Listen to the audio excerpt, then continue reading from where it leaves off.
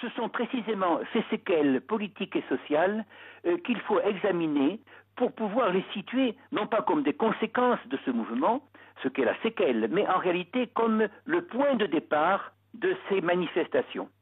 Tout le monde s'accorde à dire, y compris dans les syndicats, que cette question des retraites n'a été qu'un argument technique, qu'une occasion pour l'expression d'un mécontentement et surtout d'une crainte occasionnée par le paupérisme en France. Nous avons beaucoup d'entreprises qui ont fermé, nous avons de grandes difficultés du point de vue du commerce international, à la différence de l'Allemagne, nous avons une grande déficit justement commercial cette année, et le français en général est insatisfait dans toutes les couches, y compris, et ceci est une nouveauté, dans les classes moyennes.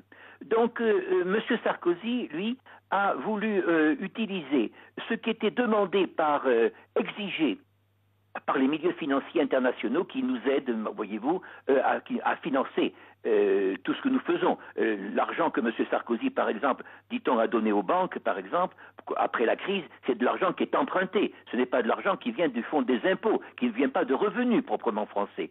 Et donc, pour vivre dans cette sorte de succession de mesures financières, succession de bénéfices, les milieux prêteurs ont exigé une réforme de nos déficits, un arrêt, disons, de nos déficits dans le domaine des retraites.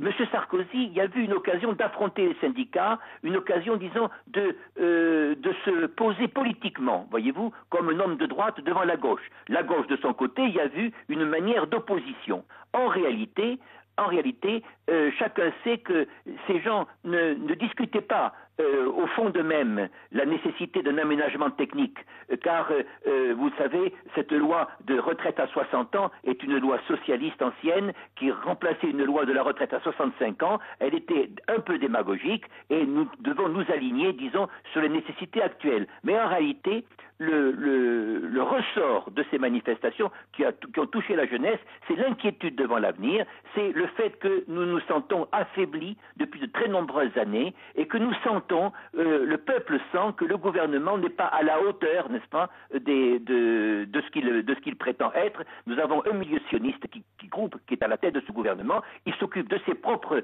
intérêts et naturellement ne prend pas en cause le bien commun. Voilà exactement, disons, ce qu'on peut définir comme étant ce mouvement dont la retraite n'a été qu'une occasion et ne saurait en aucun cas, disons, constituer l'essentiel.